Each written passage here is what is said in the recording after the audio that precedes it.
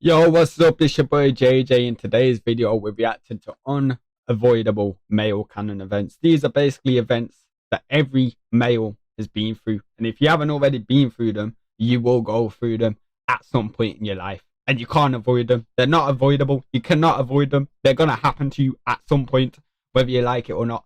But that's what we're reacting to today. Shout out to OneCloud9 for the video.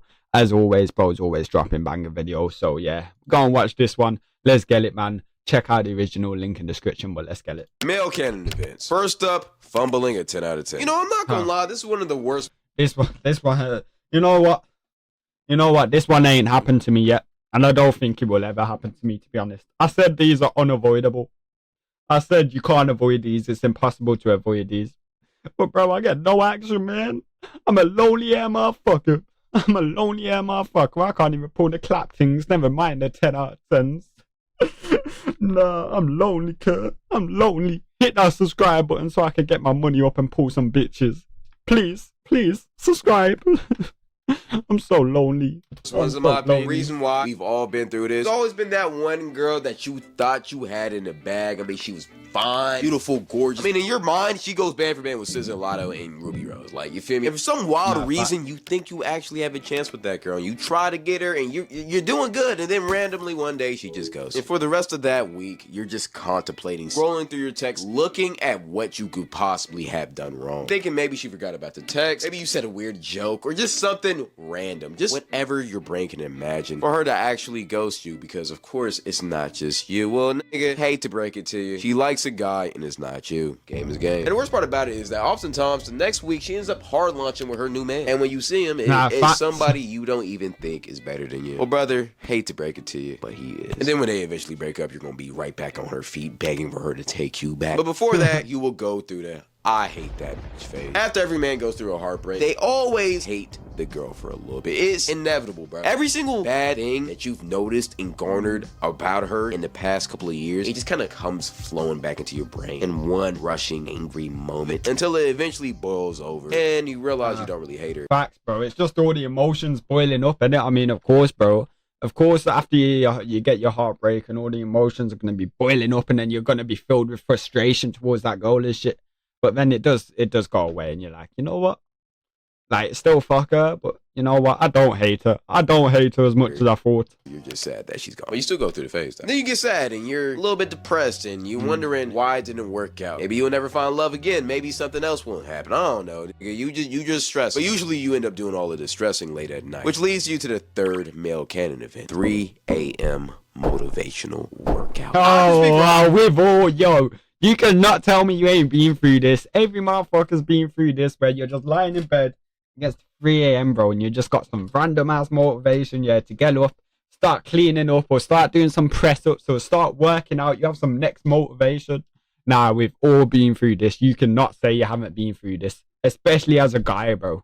Especially as a guy, you can't say you haven't been through this. Everyone's experienced this.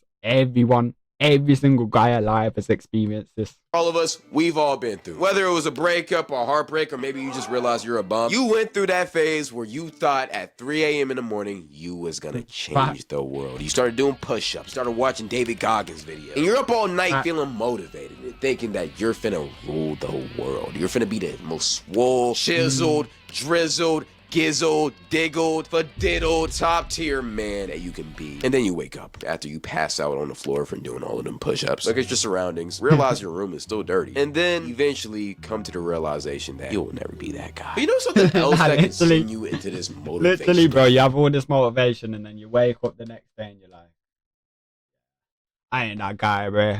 I ain't that guy. Let's go back to my old habits. Or canon event number 4, going bold. I promise you, bro, every single person. Yeah, every single guy, bro. If you're a guy, you've been through an era where you went bold, fam. Let me see if I can find a photo of me. Well, I didn't go fully bold, innit? I never went fully bold. I never went fully bold. But I went slightly bold. This really is the best picture I've got. This really is the best picture I've got. Oh, hell nah, bro. Do I show you all this? It really is the best picture I've got. Fuck it, bro. I don't know what I was thinking, bro. I don't know what I was thinking. I do not know what I was thinking, bro. Well, I didn't go fully bald, innit? I just got the buzz cut, bro. I just got the buzz cut, but at this time I had long hair, innit? And I didn't want the long hair anymore. So I thought, oh, you know what? Let me just get it all cut off. And yeah, looking back at it, it was a giant mistake. It was a giant mistake. It was. And since this moment, my hair ain't been the same. That's why I always wear hats. I'm telling you. I'm telling you. But now we've all been through that. As a guy, we've all been through it where we went bald or had a buzz cut for a certain amount of time. We've all been through that era. Watching this video has gone through this phase, and most of the time it's because of your dad. Brother, I am gonna tell you right now. Nah, mine weren't even, bro. Mine weren't even because of my dad, bro. Mine was just because I don't know. I just randomly decided to do it, and it was a bad idea. My life, I had to be completely butt naked, Michael Jordan bald. Because when my dad was 28, he stopped growing hair, and ever since that day, he decided that he didn't want me to grow hair either. And it was the most aggravating thing of my life. And I'm sure every single one of y'all went through that same thing. And the worst part about it is that after he allowed me to have hair, he only allowed my hair to get to a certain length, which is known as the bald phase, which most of us have gone through, especially black children. And the worst part about this is that back then, when I was growing up, the mohawk was very popular. It was during the LaMelo, Odell mohawk phase, and everybody in I don't know. Maybe this was just me, yeah, but when I was younger, bro, my parents never let me get a fade, you know. It was literally always short back and sides. Literally. Always short back and sides. I was never allowed to get a fade when I was younger. Like, I get a fade now, even though I don't show my hair that much. I do get a fade now. I get I think, I don't even know, drop fade, I think it's called. But like I said, I don't really show my hair, so I don't really care that much. But when I was younger, I was never allowed to get a fade, you know. It was literally straight short back and sides all the time. Every single time I got my hair cut when I was younger, short back and sides, literally.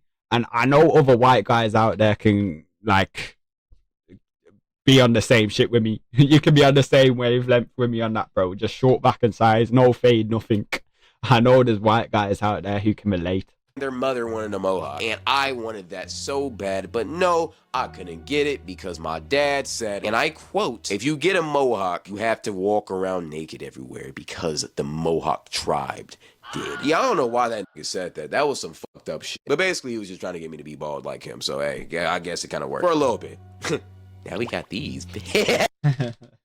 What the fuck? But something else that dads often made us do was help them around the house. And one thing that I know for sure that we all went through was our dads getting mad at us when we didn't hand them their tools fast enough. My brother in Christ, I have literally, fam, you would mess up something, you would do it wrong or something, or you wouldn't pass the tool quick enough, or you do something, and bro, your dad would go crazy at you. I'm like, brother, I'm like, bro, I'm 5 years old, man. And you're screaming at me for not passing you your tool. Fuck you, cuz. Fuck you. Shot, almost lost my life. Heck, I thought I had AIDS at one point. But I have never been more scared in my life than when I used to help my dad do work around the crib. Because for some reason, dads just have a big fascination with doing mechanical work around the house. And while they're actively doing this act of stupidity, most likely messing up the whole house, they decide to exert their frustrations on their kid that they told them to help. And my brother in Christ, I know every single person watching this video can relate. If you didn't hand your dad that tool, they let all the anger out on the kid, bro. They let all the anger out, all that anger they've been building up from doing all that work and shit. They let it out on the kid, bro. They let it out on the kid. Facts, bro. Does he ask you to? If you moved a tiny little bit when he asked you to shine the flashlight somewhere, the amount of anger and rage that man will exert onto your body would be scarier than meeting a polar bear in the Arctic who hasn't eaten for weeks. And honestly, I've experienced a lot of trauma from doing stuff like this. Like, the amount of trauma I've gone through from just holding tools is probably equivalent to the slaves back in the olden times. But after this, as a kid, you know, you can get pretty traumatized, scared, but also angry from what your father did. So angry that you even think about potentially fighting him. It would also be the worst mistake you ever made in your life because he will beat your ass. Every single man. Yeah, bro. That would be the biggest, bro. Remember who taught you everything you know. Remember who taught you everything you know. It's most likely your father, innit? It's most likely your father. It's the most likely your parents, bro. So turning on them and going against them is the most stupidest thing you could do. It's the most stupidest and special thing you could actually do. Because them motherfuckers taught you everything for real, blood. For real. Man in his life has thought about fighting his dad. I say fighting for a reason because you will never beat him. I don't know what it is about fathers, but like they will never lose to their son. Period. Right. Especially if it's fist. Like you could be 6'5", 280. Matter of fact, you made John Jones call you his pappy. But as soon as you run into your 5'9" father, he will beat the living breaks out of you. And even though we all wanted to fight our father, we none of us have actually did it because we knew the reality of that. Bro, my father old as hell, brother. My father is old as hell now, and he would still beat my ass to this day. I ain't even gonna lie to you. I ain't even gonna lie, bro. He is old as fuck, but I would still be scared of this guy to this day, bro. I mean, I am still scared of this guy to this day. He would still beat my ass to this day. Facts. Actually almost did it one time, and it's the reason why I said almost, because I realized very soon that I would get my ass absolutely plastered. And I love my life way too much to ever do that to myself. Once you realize that you can't possibly beat your father, you go from fight.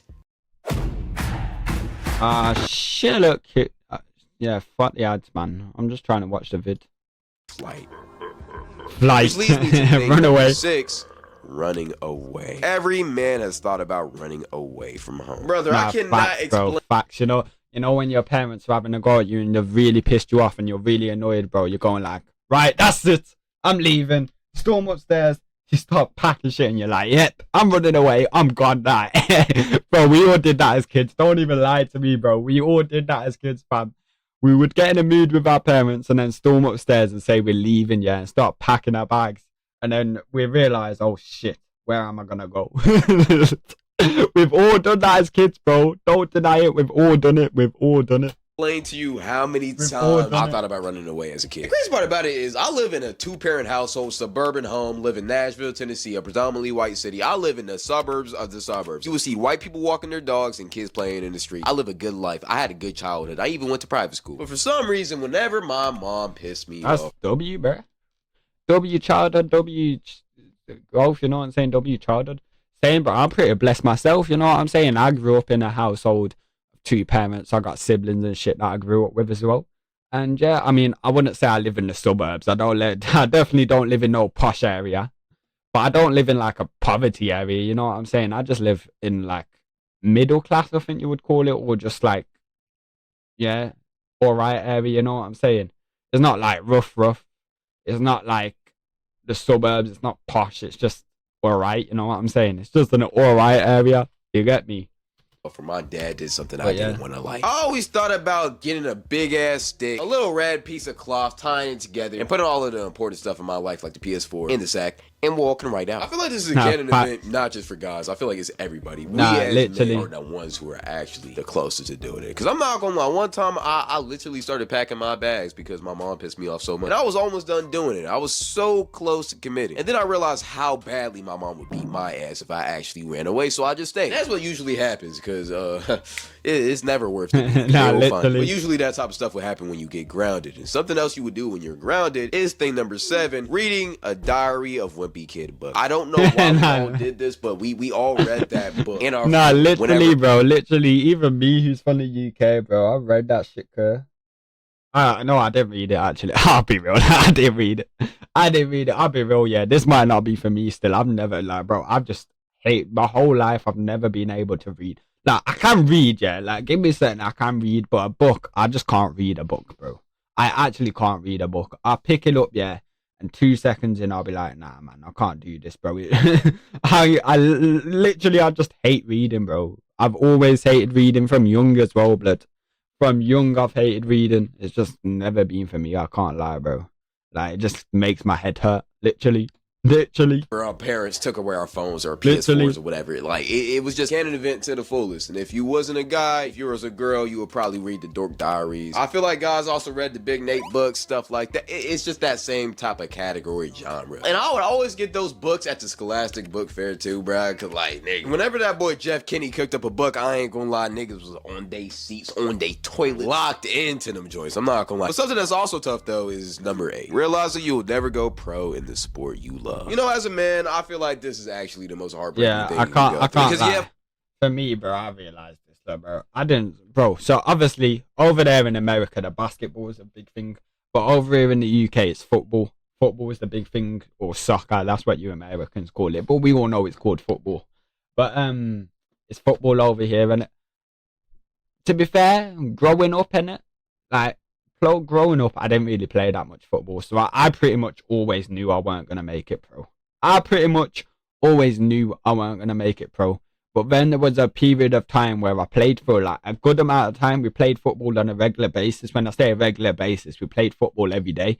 And during this time, I actually became a really good goalkeeper. Yeah, goalkeeper. And people are like, oh, you just got forced in goal. I didn't get forced in goal. I actually enjoyed playing in goal. I even have keeper gloves right here, bro. These have not been used in forever, but yeah, I even have keeper gloves right here because I actually enjoyed playing in goal and I was actually a decent goalkeeper. And because not much people are goalkeepers and I was actually good at the time, I thought, you know what? I could make it pro. But yeah, it was never going to happen, was it? It was never going to happen. It was never going to happen. I don't know why I believed it, but it was never going to happen. So yeah, we've all been through this. We've all been through this. I don't know why I dragged that story on for so long. Like, you didn't really... Yeah, just play the video, man. I'm waffling. Fumbling a 10 out of 10 is bad, but there will always be more fish in the sea. With your sport, though, you only really get one chance at this. And once you finally had that moment of realization that you will never go pro in your sport, whether it's basketball, football, it's truly one of the most heartbreaking things you can ever go through. I remember I was a big basketball player back in middle school, and when I got to high school, I thought it was going to be the same thing. And then one random day, Darius Garland pulled up to my local gym, and I realized very quickly that NBA was never going to be a reality. But I was delusional, so I thought, you know what, maybe if I really ball out my freshman year, I can get some looks. You know, I could really go crazy. I was like me, bro. When I went from playing with just my mates down the park to actually going to an actual football ground and training there and shit, that made me realize, yeah, this was stupid for me to ever think that. But I actually did I actually used to be a really good keeper. Nowadays, I wouldn't say the same. I haven't played football in I would say I probably haven't played in a year or two, you know, maybe a whole year. Nah, not 2 years, a whole year probably. I probably haven't even played in a year. I go outside a lot in it. I do go outside. I go outside to chill with my mates. I go outside to the gym. I do go outside a lot, but I just haven't played football in ages. In ages, bro. In ages, fam. Good route leading up to my senior year. Well, I was a JV bench player. And I was good too. I was averaging 20 points a game, but the coaches just didn't mess with me. But then I thought, you know what, maybe the coaches are just, you feel me, purely hating on me, which they were. But then I thought, you know what, maybe I need to transfer somewhere to get more PT. Maybe that's what I really needed. And then I realized that I was never gonna grow past the height of 5'9". Yeah, I haven't grown since freshman year. So yeah, I'm basically trying to say I'm fried. But every man has to go through that phase to realize that he's a regular guy. Just because every motivational speaker tells you that you can do whatever you want. That weren't that funny. Bro's 5'9", tiny. I'm only 6 foot. You know what I'm saying? Instagram link in bio. But but nah, shout out to all the 5'9" people out there. You get me, bro. You get me. Shout out to all of you. Doesn't mean you actually can do it. I'm just keeping it real. Because I'm sorry, buddy, if you're 5'4" and you're trying to be an NBA basketball player in this economy, in this league, I'm going to be honest, brother, we have Wimby's playing point guard, bro. You're not Muggsy Bogues, bro. Another tough realization that we've all been through. Realizing that you're in the friend zone. And I don't care who you think you is. We've all been in this category. As a guy, we've all thought once, if we were a good enough friend to a girl, that she would eventually crack and decide to settle down with us. But another canon event that we've all been through is realizing that that's not how life works. As a matter of fact, she actually knows that you like her, yet she doesn't care and she'll still use you for free car rides, free money, free food, and free attention. This is one of the toughest realities we have to learn as a man, but every man has to go through it. I remember I was 13 and there was this girl I liked and she broke her foot. So I offered literally carry her around the school because we were just good friends. She actually ended up getting pregnant by another guy at 13, but that's... Yeah, bro was hurting from that one to this day. And, bro, wait, hold up. She ended up getting pregnant by another guy at the age of 13. Goddamn, kid, you were chasing a bop. Oh, my God. 13 pregnant? That shit crazy. That shit is crazy. She actually ended up getting pregnant by another guy at 13, but that's a different story. But another pain that we all had to go through is going to the bathroom in a public setting and not knowing the urinal rule. And every single guy watching this video knows exactly what I'm talking about. Yeah. I remember I was a kid, I was at my school, and it was like a student-teacher day or whatever, I don't know. And for some reason, the parents were on campus. And I walked into the bathroom, and there was a grown-ass man using the left urinal. And the middle and right one were open. And according to the urinal rule, if there's 3 urinals, you have to use the left, you have to use the right, and there's the center ones, don't only one available, you wait your turn. Unless they have blockers or binders where you don't gotta see another man's pee. But as a kid, I didn't know that, so I ended up using the middle one right beside him. And I remember to this day, the look that this man gave me was a look of absolute disgust. I'm not gonna lie. And as soon as he got done pissing, turned to me, patted me on the back, and said, "Son, heads up, whenever you use the bathroom, you never piss right beside another man." I've never seen that man ever again, but I thank that man for truly changing my life. But this is one of those rules that once bro, that man's a lifesaver, bro. That man's a lifesaver, bro. He teaches you the #1 rule in a man's bathroom is a lifesaver, bro. He changed your life for real. He stopped you from making that mistake again. W geezer from the bathroom, bro. Never forget it, or else niggas will clown you. Something else that we've all been through in the bathroom, though, is being around that one kid who decides to just pull down his whole pants just to take a little piss in the urinal. Bro, that shit was horror, fam. You just walk in the toilet, back in school, walk in, and next kid has his whole Travers down and everything. Blood, what are you doing, fam? Nah, that shit horror, bro. Like, you just walk in, you're like, I need a piss. Let me go to the toilet real quick. Walk in the toilet. Next man's at the urinal. Not even in the cubicle, you know. At the urinal. Yeah, I can't even say that word. At the urinal, yeah. With his whole pants and everything down. Yeah, that shit crazy, bro. That shit crazy. Like, goddamn, pull your pants up, kid. School, you know, brother, this one was horrible. Usually it will be the special ed kids, but at the same time, it's like, brother, please have some common sense. That's such a great statement. Usually they would be farting too, and they would just stink. And but at the same time, we've all done it when we was younger, and then we had a grown man walk into the bathroom and instruct us to never do that again, and then we changed our ways. Something that we haven't changed as guys is number 11 or 12. I don't know at this point. Putting your hands in your pants for warmth on an ice cold freezing day. This one I know we've all done. Bro. I do that to this day, bro. You're like, you might even see me in some videos. You might even see me in some videos where I'm just sitting like this with my hands in my Travers, bro. Just sitting like this. Even when I go outside to this day, I still walk around like this, bro. It's just comfort and warmth. I don't even care, bro. Motherfuckers say, why'd you do that? Do you think you can't stand? Nah, bro. It's just comfort and warmth, innit, bro? It's just warm. It's just warm, innit, blood?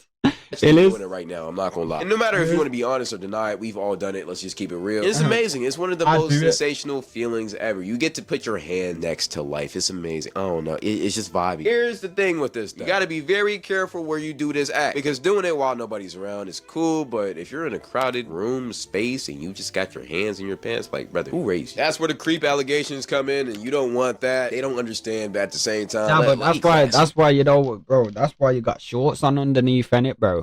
So you ain't just walking around with your hands on your pants, bro. Now, look, I always wear shorts underneath, bro. I always wear shorts underneath. I can't lie, bro. Like, look, I got shorts underneath, innit, bro. Like, I always wear shorts underneath, bro. Underneath my Travers, I always wear shorts.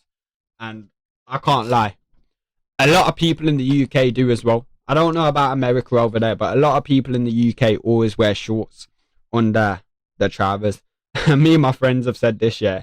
If you ever catch me without shorts on under my Travers, yeah, that shit's gay. That shit gay. You know what I'm saying?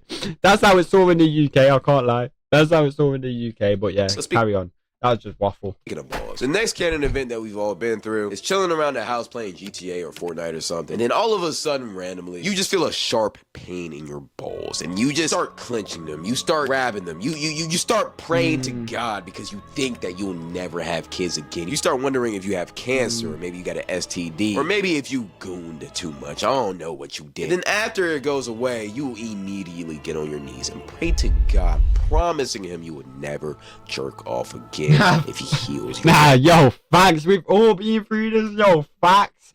Facts, bro. I thought I was the only one, but nah, we've all been through it.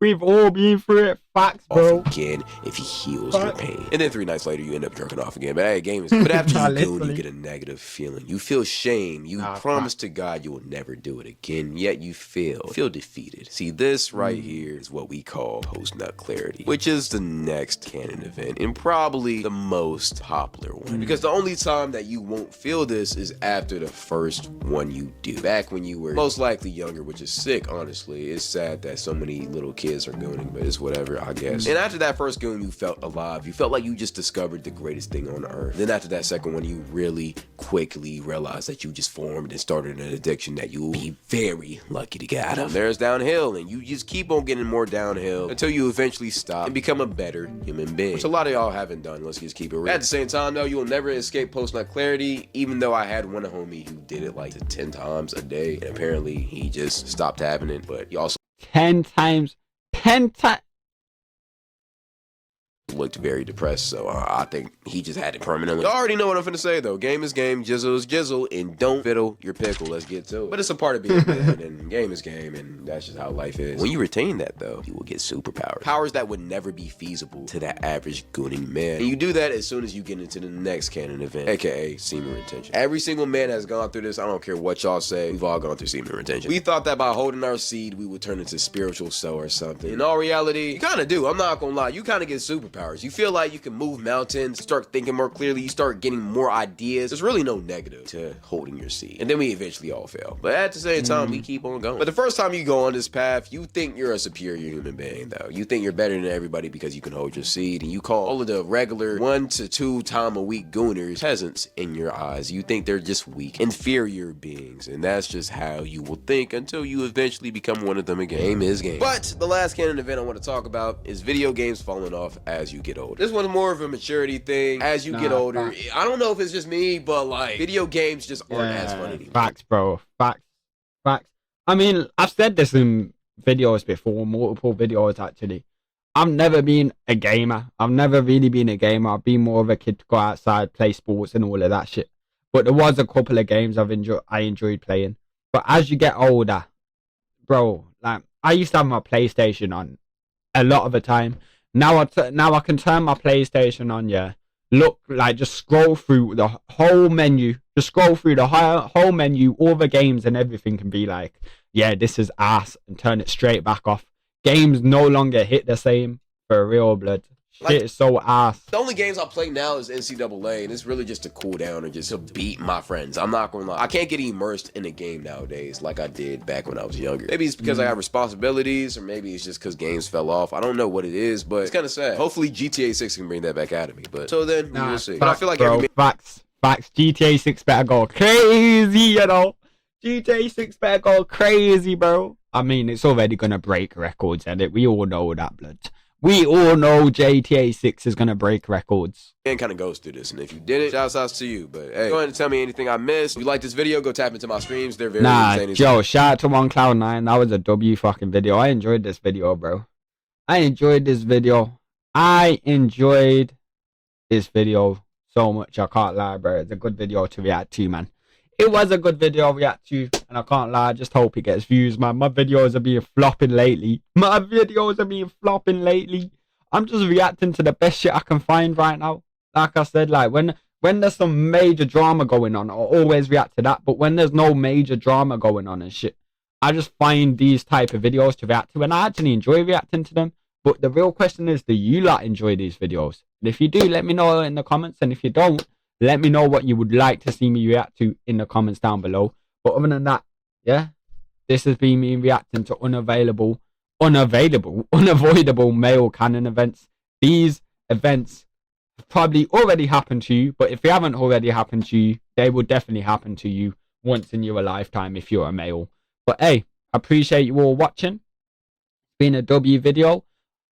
We just recently hit 100 subs. I'm aiming for 200 next. So make sure you hit that subscribe button, smash that shit. Hit that subscribe button so we can reach 200 subs next. And make sure you drop a like and comment and follow all my other socials, links in bio. But yeah, other than that, it's been your boy. I mean, not bio, description. But other than that, it's been your boy JJ. I hope you enjoyed. Take care. God bless and peace, man. Love.